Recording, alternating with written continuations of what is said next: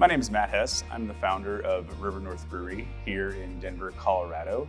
Welcome to the class on brewing high gravity beers with impactful ingredients. During this class, we're going to talk to you a little bit about our philosophy, about why we make these kinds of beers, how we go about designing recipes, how we brew, some of the pitfalls that you can run into, some of the important parts of testing throughout the brew process, and then eventually testing ABV at the end.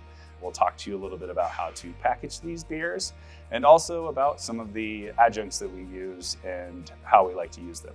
We'll also be discussing some of the techniques we use in barrel aging, including barrel selection and length of time in barrels. And we'll also be talking about blending various barrels together to create a finished beer.